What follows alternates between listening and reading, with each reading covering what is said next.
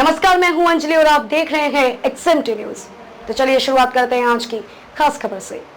आम आदमी पार्टी के द्वारा जीआईसी मैदान पर से शहीद स्मारक तक जो तिरंगा यात्रा निकाली गई, उस तिरंगा यात्रा को निकालने के विरोध में प्रशासन द्वारा जो मुकदमा कराया गया है, उसका आम आदमी पार्टी स्वागत करती है और आम जनमानस के सामने यह भी स्पष्ट करना चाहती है कि भारत में तिरंगा यात्रा निकालने पर भारतीय जनता पार्टी को परेशानी है। वह लोगों के ऊपर झूठे मुकदमे लगाकर तब आना और धमकाना चाहती है, क्योंकि वह हर क्षेत्र में विफल हो चुकी है। न्याय व्यवस्था, महंगाई, भ्रष्टाचार, लूट, हत्या, डकैती, बलात्कार आदि आम बात हो गई है। और जिस वक्त राष्ट्रवादी लोग तिरंगा यात्रा निकालते हैं, तो भाजपा अपने खेत के हुए जनाधार को बचाने के लिए डर के सारे मुकदमे लगाकर दूसरे लोगों को डराने का प्रयास कर रही है। सर, आपका नाम? मैं नूर मोहम्मद सिद्दीकी, आम आदमी पार्टी का प्रदेश का सचिव और जनपद आगरा का प्रभारी। जैसा कि आगरा में धारा 144 लगी हुई है और कल आपकी संकल्प तिरंगा यात्रा थी, तो उसके बारे में बताएं। देखिए, पहले तो मैं सभी पत्रकार बंधुओं को, आप लोगों को, सबको धन्यवाद करता हूं कि आपने हमारी आवाज़ को, हमारे तिरंगे को, जिस तरह से तिरंगे का सम्मान होना चाहिए, उनका धन्यवाद। और बात करते हैं इस बात की कि तिरंगा यात्रा, सबसे पहले मैं कहना चाहूँगा कि मिस्टर संजय सिंह साहब, उत्तर प्रदेश प्रभारी, जिनकी अगुवाई में ये तिरंगा यात्रा की गई, उनके साथ हमारे मनीष सिसोदिया जी, डिप्टी सीएम दिल्ली, मुख्य अतिथि के रूप में उन्होंने यहाँ पर आए और उन्होंने तिरंगा यात्रा में ये सबसे पहला पैगाम दिया कि आज जिस तरह से आदमी घुट घुट के मर रहा है, इन शहीदों के बलिदान को जिस तरह से बर्बाद किया गया, जो सरकारें अब तक 75 साल में नहीं कर सकी, वो आम आदमी करने आई है। हमने सबसे पहले इस आज़ादी को क्यों प्राप्त किया? हमारे शहीदों का सबसे बड़ा महत्व ये था कि हम शहीद हुए थे तो इसलिए हुए थे कि ये मुल्क आज़ाद हो जाए और हमारी जनता जनार्दन को उनके हितों की रक्षा के लिए सारे इंतजाम किए जाएं। तो आज ऐसा नहीं है। ये पैगाम देने के लिए हमने ये किया। जैसा कि आपने एक सवाल किया था, धारा 144 लगी हुई है। धारा 144 लगी हुई है, मगर हम अपने तिरंगे के सम्मान के लिए हमने बाकायदा परमिशन मांगी और परमिशन दी गई। उसके बाद हमारे लोगों पर मुकदमे लगाने की धौंस दी गई और मुकदमे लगाए गए। इसके संज्ञान में हमारे कपिल भाई बताएंगे कि अब हम क्या कदम उठाने वाले हैं। जैसा कि अभी पूर्व एक जन आशीर्वाद यात्रा निकाली गई थी, तब भी अपने आगरा में धारा 144 लागू थी, इसके संबंध में क्या कहना चाहेंगे? ये कोई प्रशासन की तरफ से लगाया हुआ मुकदमा नहीं है। पहला, ये भारतीय जनता पार्टी की हताशा को दिखाने वाला मुकदमा है। शासन की मंशा के अनुसार प्रशासन ने लगाया एक मुकदमा।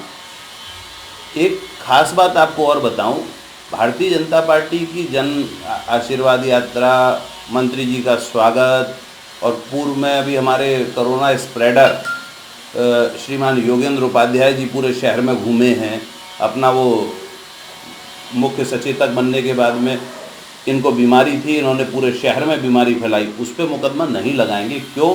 क्योंकि वहाँ पर इनको मालूम है कि इनकी गलती क्या है। अपने लोगों की गलतियों को छुपाने के लिए, दबाने के लिए और दूसरों को काम करने से रोकने के लिए। भाई, क्या हुआ कल? ऐसा क्या कर दिया? क्या एक सिंगल झंडा था आम आदमी पार्टी का? केवल भारत का झंडा लेकर सच्चे राष्ट्रवादी लोग जीआईसी मैदान से शहीद स्मारक तक चले गए।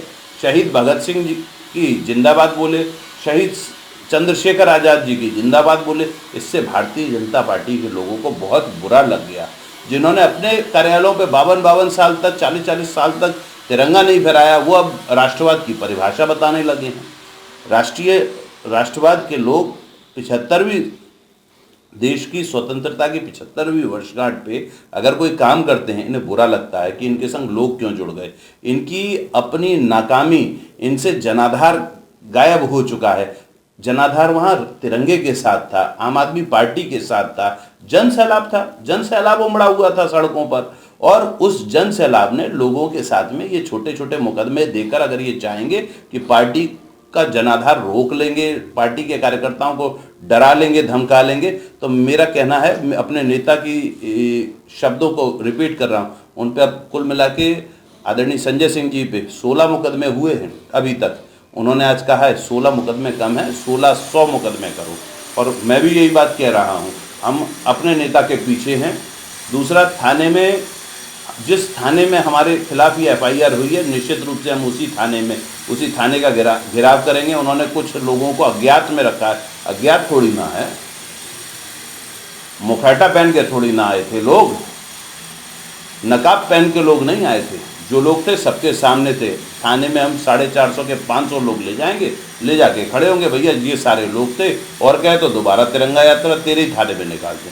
पूरी यात्रा निकालेंगे और पूरी दम के संग में इस थाने का घेराव करेंगे और बताएंगे कि हम थे, हम खड़े थे, हमने निकाली है तिरंगा यात्रा। और भारत में अगर तिरंगा यात्रा नहीं निकालेंगे तो क्या पाकिस्तान में निकालेंगे, अफगानिस्तान में निकालेंगे? इन देशद्रोहियों को ये बताना है, जो लोग फालतू के काम करते हैं, जो लोग गलत तरीके से बातों को करते हैं, उन्हें बताना है तिरंगा भारत में निकाला जाएगा, भारत माता की जय भारत में बोली जाएगी, वंदे मातरम भारत में बोला जाएगा, और हम बार बार बोलेंगे। और जो हमें इससे बोलने से रोकेगा वो सारे देशद्रोही।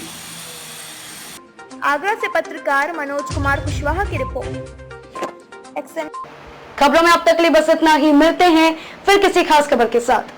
अगर आप ये वीडियो फेसबुक पर देख रहे हैं तो हमारे पेज को फॉलो करें, और अगर आप ये वीडियो यूट्यूब पर देख रहे हैं तो हमारे चैनल को सब्सक्राइब कीजिए, और आगे आने वाली वीडियोस को देखने के लिए नोटिफिकेशन आइकन को प्रेस कर दें।